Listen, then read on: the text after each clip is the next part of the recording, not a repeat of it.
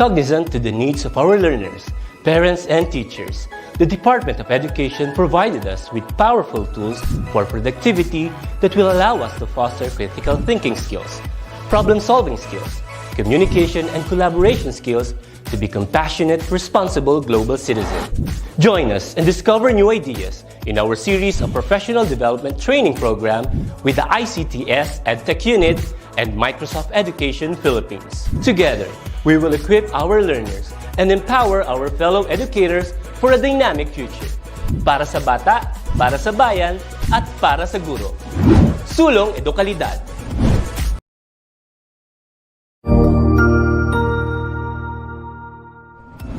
Magandang araw, Sir Wilbur po, at your service. Narito ang ETUlay upang gabayan ka sa inyong pag-aaral upang lubos na maunawaan ang iba't ibang paksa o subject. Ang ETUlay ay isang free online tutorial class na pinangungunahan ng ICTS Educational Technology Unit sa pamumuno ni Undersecretary Elaine Del B. Pascua. Ang programang ito ay hindi lamang para sa mga bata, kundi ito rin ay magsisilbing gabay sa mga magulang at mga guro kung paano nila ituturo o gagabayan sa bawat asignatura ang kanilang mga anak o mga estudyante. Sa kasalukuyan, ang self-learning module mula sa rehiyon ng Calabarzon at kilala sa tawag na pivot ang ginagamit sa ating ETUlay online class. Kaya ano pang hinihintay ninyo? Ihanda na ang inyong mga ballpen o lapis, papel o kwaderno at samahan kaming itulay ang pagkatuto para sa bawat batang Pilipino. Sama-sama tayong magtutulungan para malampasan ang mga hamon sa panahong ito. Halina't matuto kasama ang inyong online tutor sa oras na ito.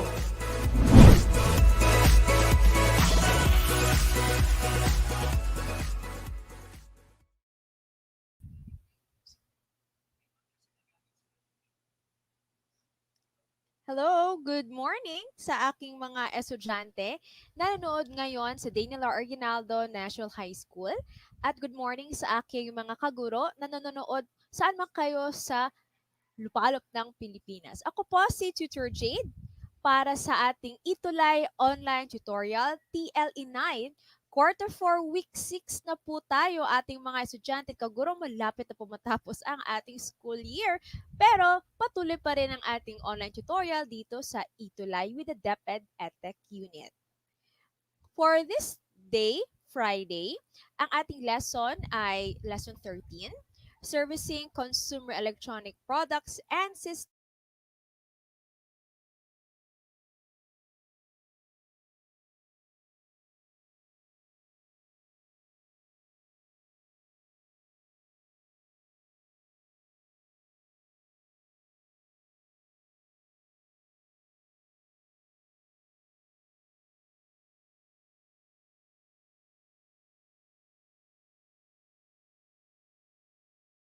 Ma'am Cosette C. Navales na sila pong tatlo ay nanggaling sa Davao City.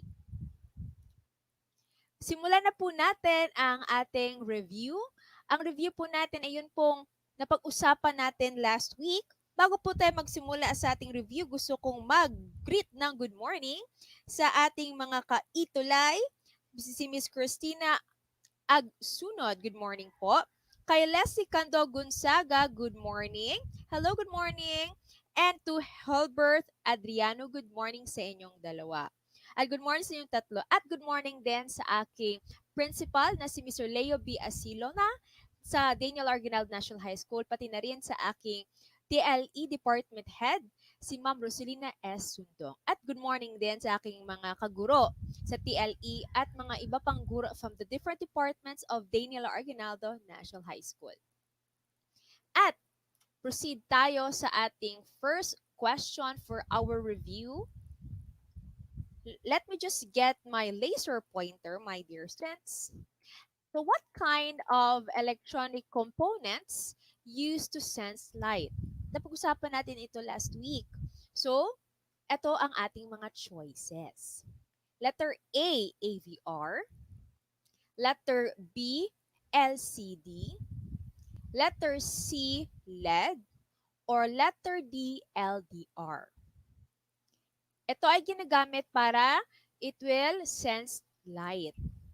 AVR ba? I'm not going to give you the meaning of the acronyms. Basta sabihin nyo lang, pili-pili lang po tayo ng ating mga sagot na nandyan din po sa harapan ninyo. And then, sulat niyo po sa comment box, sa comment section. Sige, antayin ko yung mga sagot, aking mga dear students.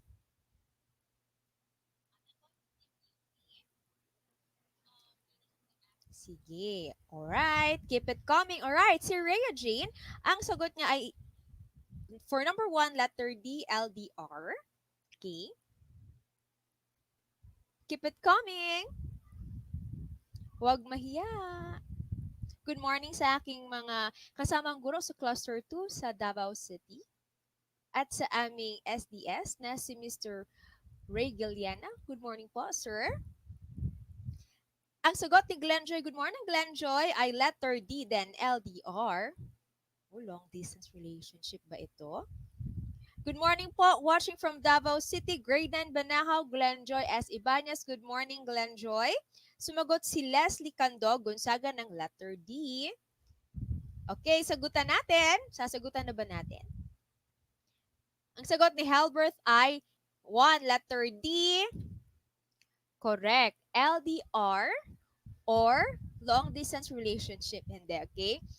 It's a dependent resistor. It's light dependent resistor. Ibig sabihin, it senses if there is a dim or ambient light. Pag na-sense ni LDR na parang makulimlim, so si LDR ay bababa ang kanyang resistance para siya ay makapagpailaw doon sa LED. Okay, yun ang light dependent resistor. Let's go to number 2. Now, how to keep the light inside the room when there is a power interruption? How to keep the light inside the room? Paano ba magkakaroon ng ilaw? Okay. Alright. A. Place automatic emergency light. B. Place flashlight for every room. Or C. Mount solar LED light. Or D. Mount candle holder. So, ang question natin for number 2 is, how to keep the light inside the room? Paano ba magkakaroon ng ilaw o paano ba magme-maintain tayo ng ilaw sa loob ng isang kwarto o sa isang establishment pag biglang nawala ng kuryente? Diba? So, minsan kasi ang ating mga mata, our eyes adjust to darkness. Well, it takes time. Minsan nauuna pa ang kaba, nawala yung ilaw, hindi pa nakapag-adjust ang ating mga mata. So, pag nagkaroon tayo ng power interruption, especially nung pag nasa ating mga banyo tayo, biglang nawala yung ilaw, we take a deep breath and relax. Okay, so yun. Alright? Pero, for this question number 2, ano ating gagawin? Ang sagot ni Leslie for number 2 is A. Letter B naman for Glenjoy. Ano? Okay? Si Rhea Jane ay place automatic emergency light. Why not? Chalk not. Okay. What else? Halbert Adriano, letter A. And we have Edie Bagtindon Bake. I hope that's correct. Good morning po. Watching from Santa Barbara Elementary School, Imelda District, Division of Zamboanga, Sibugay. Sagot ko po ay number 2, letter A. For number 2 is letter A. Alright. Let us check. Ayun. Ang sagot natin is A, place automatic emergency light. Maganda naman din ang maglagay ng mga flashlight in every room. Kaya lang minsan, kinakapakapapa na natin, di ba kung saan. But anyway, in my house, kasi wala pa kaming emergency light, kakalipat lang namin dito, wala pang, I put flashlights in every room. However, minsan, as I said a while ago, it takes time for the eyes to adjust to darkness at kinakapapan natin siya. But that's good. At home, I have a couple of chargeable flashlights para in case na nagkakaroon talaga tayo ng power interruption, which happens, no? So, meron tayong flashlight. Last na yung si kandila para to keep fire, no? Fire prevention tayo. Alright? But you have to keep your flashlights charged, no? Most of the time.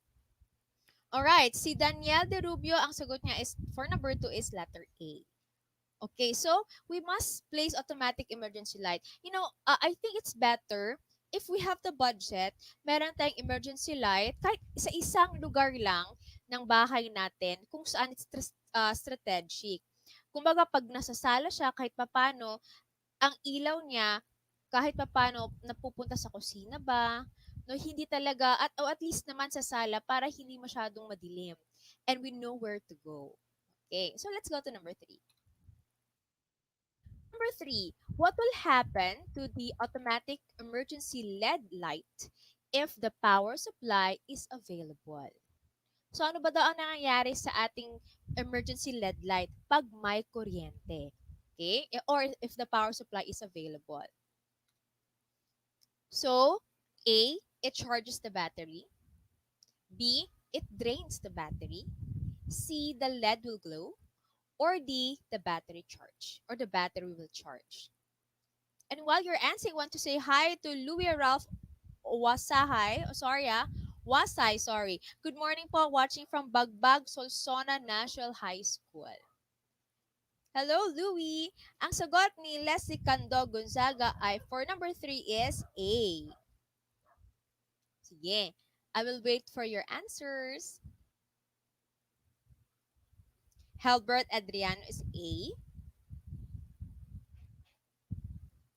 Sige.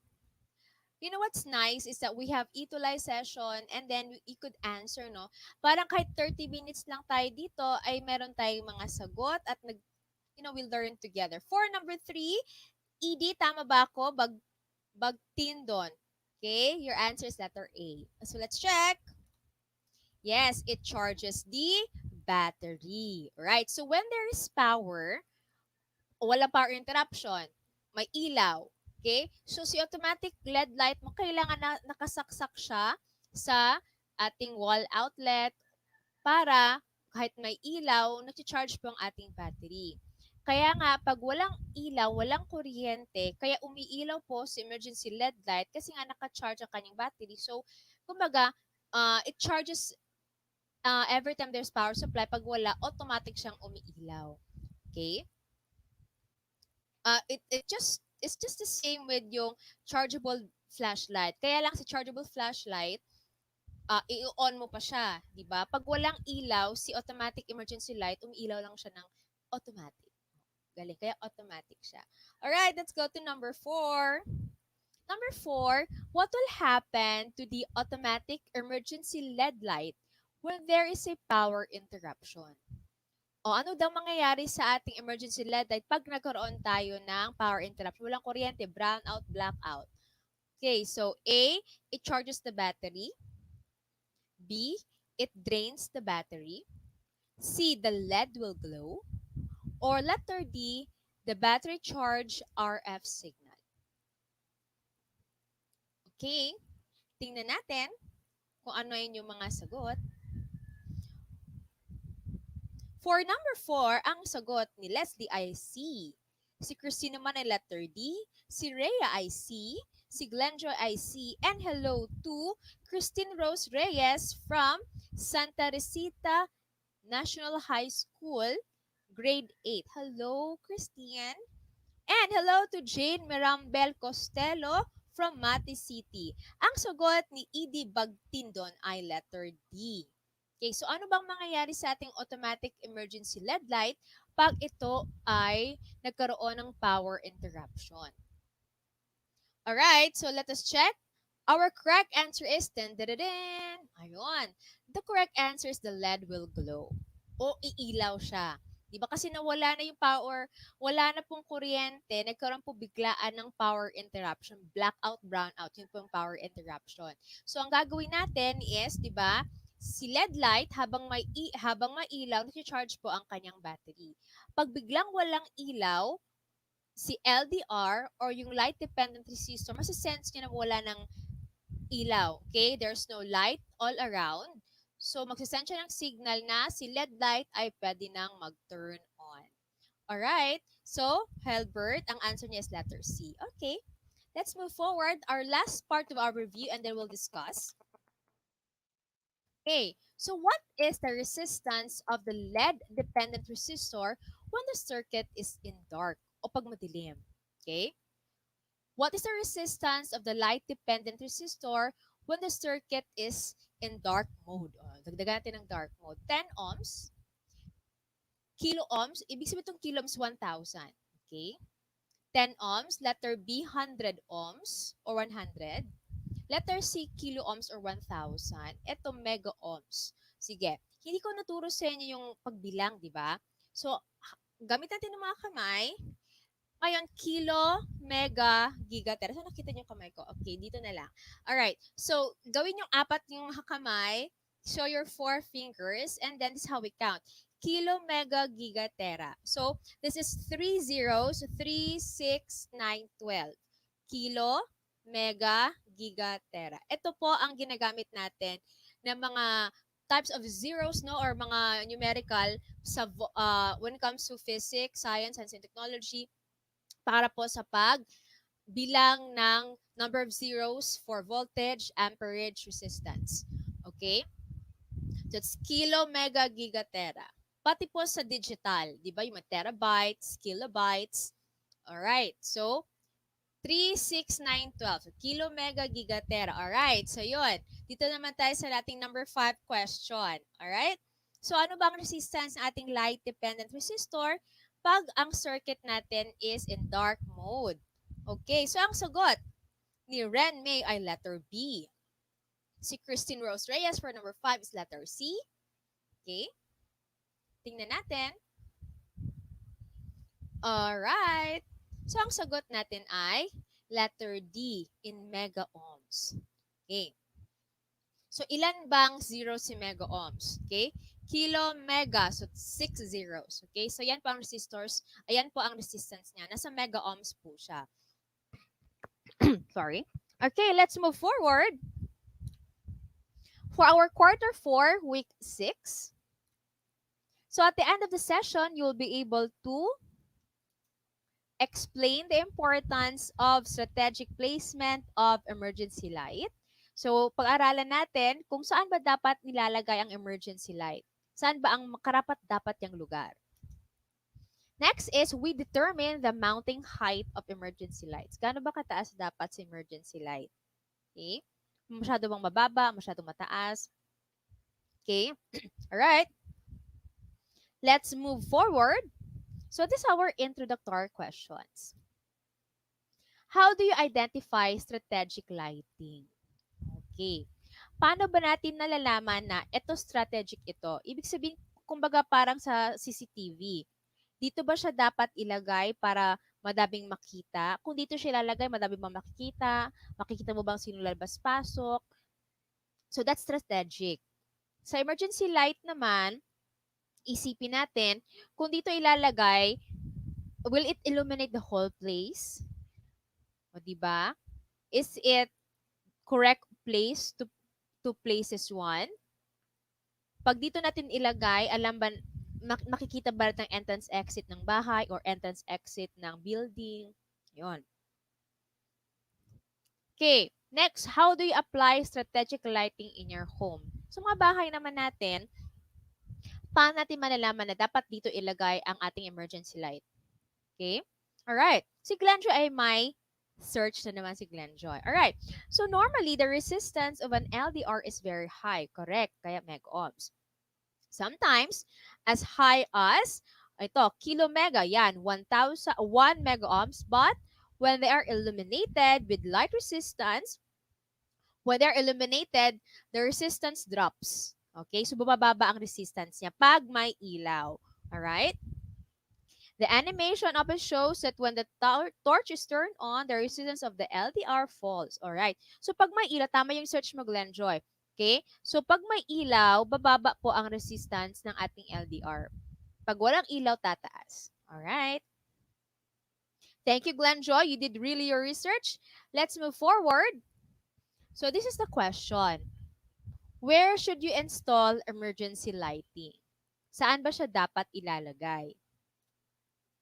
So, we have to remember that commercial, industrial, pag sabing commercial, yung mga malls, okay? Mga boutique, Yung mga may binibenta, those are commercial.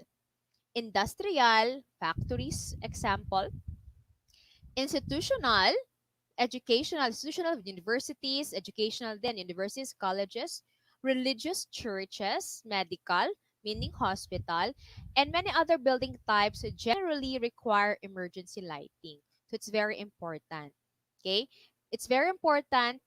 There are establishments, di ba, usually sa mall walang mga bintana.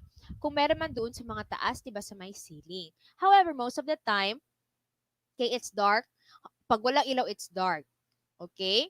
So, kailangan talaga may emergency light. Sa mga factories naman, wala namang malalaking bintana because it's usually closed. Alright? Kasi minsan, when there are big windows, it might cause what? Pag masyadong mahangin, it can harm the whatever chemicals are inside, no? Pag institutional or educational, sa mga schools, especially with kindergartens or college, yung may mga night class before, pag walang ilaw, ano mangyayari? Okay? So, religious, ibig sabihin mga churches. So, kailangan din may ilaw, di ba? May emergency light. And most especially in hospitals, kasi paano na lang yung pasyente, biglang nawala yung ilaw, nagre-recuperate pa. Okay? Naghihealing pa sila. So, establishments require emergency lighting. So, this is an example on where you should install emergency lighting. This is an example of a commercial establishment or commercial building. So, nakikita nyo, this could be a hotel. Diba? So, in the hallway, may nakalagay pong exit. So, ibig sabihin, kung sino man ang nandito ng mga rooms, pag nawalang ilaw, ito pong word na exit, hindi po napapatay yung ilaw niya kasi ito po yung emergency light. By illuminator po siya. So, alam natin na dito sila dadaan. And when there's fire breakout, or there's fire in the mall, whatever commercial buildings you are in, ang una po nating titingnan pag bigla pong nawala ang ilaw ay itong mga illuminated emergency light exits. Katulad po na nasa movie house sa sinihan. Pag pumasok po tayo sa sinihan o pumasok po tayo sa isang mall, motel, kung saan po tayo, hanapin po natin ang emergency exit. So, by experience, when I go to traveling, nag-check-in po tayo sa hotel, kailangan, ang ginagawa ko po ay I check if my room is near an emergency exit. So, I look also sa ating plan doon sa room, may parang mapa po nakalagay. Doon po nakalagay kung saan po ang exit. Hinahanap ko po yan para po sa ating safety. Moving forward, so saan ba dapat install emergency lighting? All exit routes in a building. Hallways, katulad nakita natin kanina. Stairwell, ibig sabihin, ito po yung hagdanan. Okay? Hindi po siya staircase, stairwell. Okay? And corridors must be illuminated with emergency backup lights so anyone with normal vision can see the path to the exit. So usually green yan siya kasi 'di ba pag green neon, yun ang unang napapansin natin pag neon siya. Alright? So all exit routes in buildings or hallways or stairwells and corridors kailangan meron siyang emergency lighting para alam natin kung saan tayo papunta. Ayun, that's an example. Okay? So, may mga doors. So, dito ilalagay emergency or fire exit. So, remember, my dear students, pag pupunta ka sa isang hindi ka familiar na place, you're traveling, hanapin po ang ganitong mga illuminator. Saan po ba ang fire exit? Okay? And make sure that you can open the fire exit and make sure you can exit the exit. Mahirap yung hindi ka maka-exit sa fire exit. O, di ba? Alright. Next one. So ito, internal rooms like bathrooms and storage areas larger than a broom closet. Broom yung lalagyan natin ng mga walis, okay? Have no windows and therefore require emergency lighting. So, usually ang ating mga, in the average Filipino house, minsan ang mga bathrooms wala pong bintana. Pero kung meron naman, that's good, no? But there are also times that paggabi, kahit may bintana po ang ating banyo, ang gabi ay biglang nawala po yung ilaw, maganda pong may emergency light. But usually naman, in an average family home, ang ating mga bathroom po ay wala pong saksakan. Pwera na lang kung naka-design talaga ang bahay natin, tapos dun sa may taas po ng ating banyo ay may saksakan po tayo. However, kung wala naman, meron pong Haxi Tutor Jade sa inyo. Okay? Ito pong ginagawa ko sa aming banyo. Ayan. Naglalagay po ako ng mga glow in the dark ng mga stickers o yung mga glow in the dark ng mga padikit-dikit. Ayan. So, in our doors, naglalagay po ako ng mga glow in the dark. Bakit? Para kahit wala pong ilaw, na off po lahat ng ilaw sa bahay, kahit wala pong emergency, kahit wala naman pong power interruption, I put glow-in-the-dark stickers near the switch and even on the doorknobs, just near the door, para malaman ko ay doon may nag-glow in the dark, so alam kung saan papunta. Alright, so this is an example of a hack that we do. Pag wala po tayong emergency light as of the moment, maglagay po tayo ng mga glow-in-the-dark stickers para alam nating ito yung doorknob, ito po banda ang switch, o di ba? Para kasi ito po yung umaandar, hindi mo siya umaandar, ito nag-glow in the dark right after pag walang ilaw. Okay. Let's start. Okay, so where should you install? Emergency light fixtures must be spaced correctly to prevent excessively bright and dark spots. Akala ko mukha lang may dark spots, okay? So, ang kailangan hindi masyadong malapit at hindi masyadong malayo sa isa't isa ang ating mga emergency lights. Baka kasi dito sa isang banda masyadong maliwanag, doon sa kabilang banda masyadong madilim. Okay, or dim, hindi natin makikita. May na-post si Rhea Jane. Emergency lighting needs to be provided in all areas of a premise where staff and members of the public have access to. Correct. Emergency illumination in toilet areas allow occupants to safely make their way to the escape route and help to avoid a panic situation. Correct. Usually, pag nawala kasi yung ilaw, nagkaroon tayo ng panic. Hindi lang minsan walang ilaw, lumindol pa. O, di ba? Sabay, no? Abot Mars ang iyong takot. Okay, that's very good, Rhea. All right, so let's move forward. We have 3 kinds of emergency escape lighting. Okay, so there are 3 main aspects of emergency escape lighting. Meron tayong escape route, kung ibig sabihin saan papunta para lumabas ng building. Tapos meron din tayong open area or anti-panic area lighting. At meron din tayong high-risk task area lighting. So, pag-usapan natin yung tatlo. So, let's go to number 1, escape route lighting. Ang escape route lighting is the part of an emergency lighting system provided to enable the swift and safe evacuation of the building by illuminating its escape routes. Ibig sabihin, di ba dun sa mga doors mo nakalagay exit, fire exit. So, those are escape route lighting. Sa bahay ba kailangan ito? Usually in the buildings. Okay? Establishments, mga malls, churches, sa eskwelahan kailangan. Okay? Ito naman yung open area or anti-panic area lighting. So, large public buildings such as shopping malls, museums, and exhibition malls attract significant number of visitors who will not be familiar with the layout of the premises. So, may tayong open area. So, itong mga lights ito are placed kung saan malalaman kung saan ka banda. Okay? Yung hindi ka magpapanik na saan na ba ako. Okay? So, may layout tayo sa mga premises. Next one, high-risk task area lighting. So, provided to ensure the safety of people involved in a potentially dangerous process or situation. So, these are task lighting, for example, for rescue or sa mga factories. So, a specific type of emergency lighting para makita pa rin nila kung anong ginagawa nila. Alright, so these are 3 types, no? But usually this one can be done on a establishment. Sa ating mga bahay, pwedeng isang emergency light lang kung gustuhin natin. Pero kung malaki naman ang mga bahay natin, why not, no? In all areas of your houses which are strategic para lagyan po ng ating what we call this emergency light. Pero kung sa bahay naman at gusto niyo mag-try isa, pwede na. Okay? Pero tama din yung sabi ni Glenn Joy na maglagay tayo ng mga flashlights. Diba? In case, no? Na wala talaga tayong emergency light. However, for this tutorial, yun, kahit isa lang sa sala, pwede na. Diba? O kahit sa kusina, pwede na rin. Kasi baka habang nagluluto ka, ay hindi mo na makita yung niluluto mo. Mahirap din yun. Okay. Ayun. So, we're done with the first part of our tutorial discussion. Dito naman tayo before we end, no?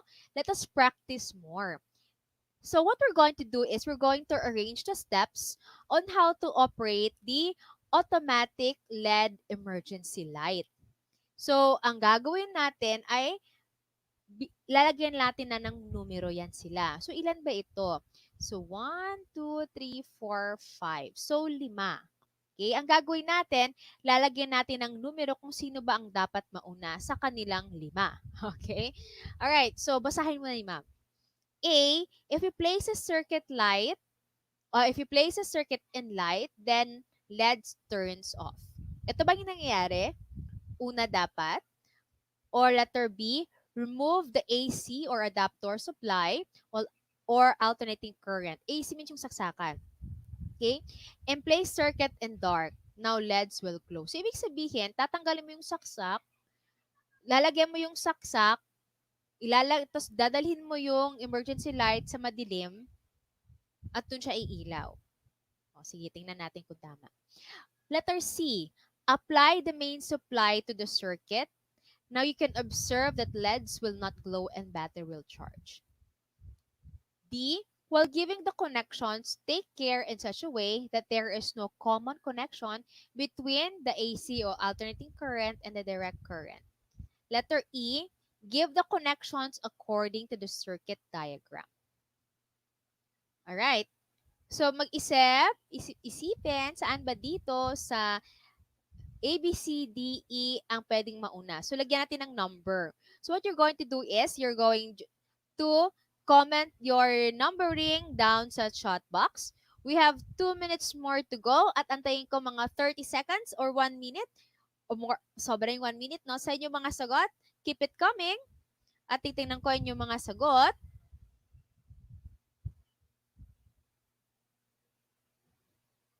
Alright.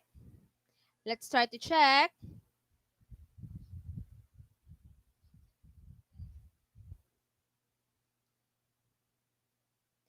So, lagyan natin ng numbering. 1, 2, 3, 4, and 5. Yung pagkasunod-sunod, For example, so kuha ko ng pen.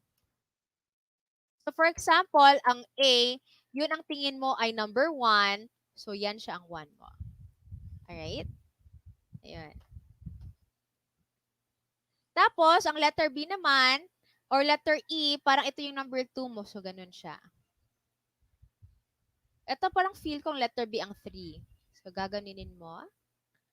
Then, ito yung 4. At ito yung, kulang yan. Ito yung 5. Ngayon, ang gagawin mo, etong pagkasunod-sunod ng numbering, 1, 3, 4, 5, and 2, yan ang i-comment mo doon sa ating comment section at babasahin ni Ma'am Shade. Okay? I'll be waiting.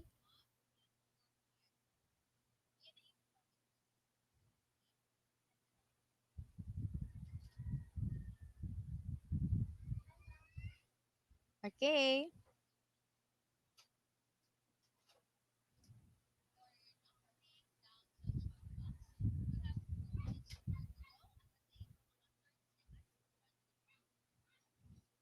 So, buburahin ko lang ito.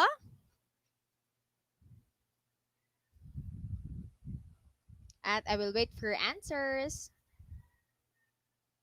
Ayun, sige.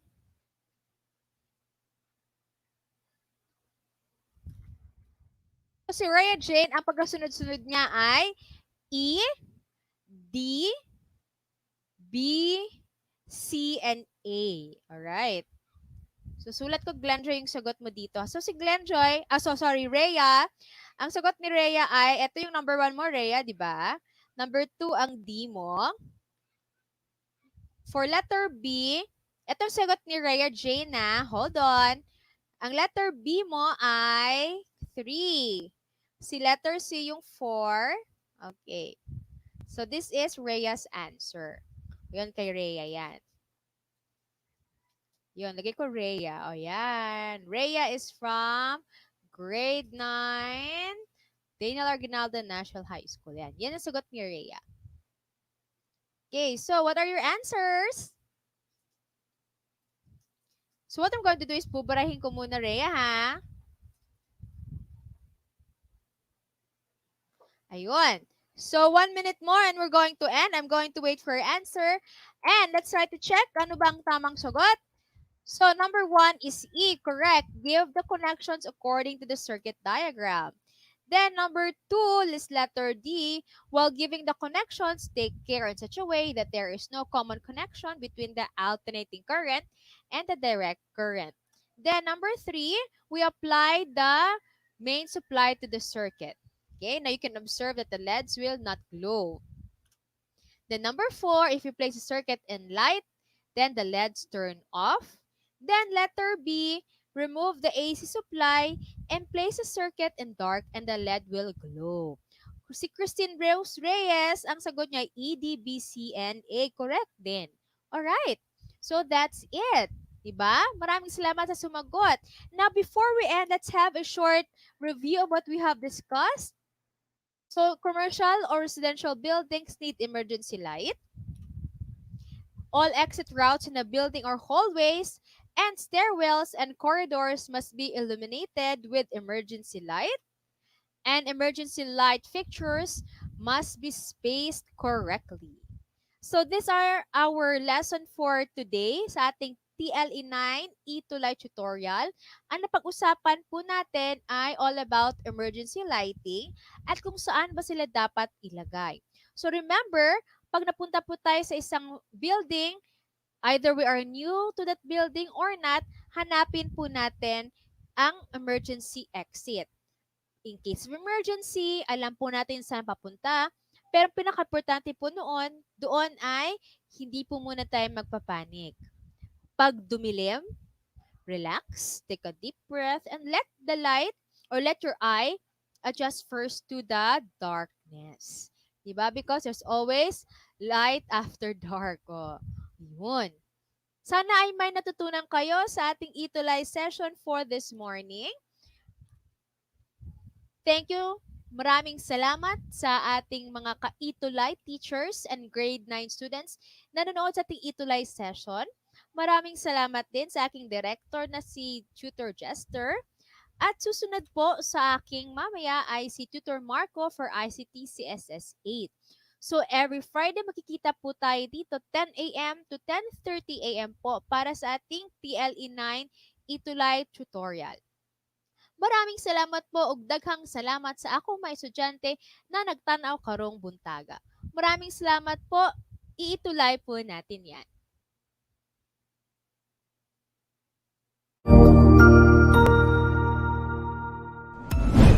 Sigurado ako na marami ka na namang natutuhan sa ating ETUlay tutorial session ngayong araw. Tandaan, ito ay hindi lamang para sa ating mga mag-aaral, kundi pati rin sa ating mga minamahal na guro at mga magulang na kaagapay natin para maituloy ang pagkatuto sa kabila ng nararanasang pandemya. Patuloy ding sumubaybay sa DepEd TV para sa mga araling ginawang video episodes. Mapapanood ito mula Lunes hanggang Sabado, alas 7 ng umaga hanggang alas 7 ng gabi sa inyong mga telebisyon. Abangan sa Lunes mula 1:00 ng tanghali ang iba pang aralin sa ating ETUlay free online tutorial session sa Science.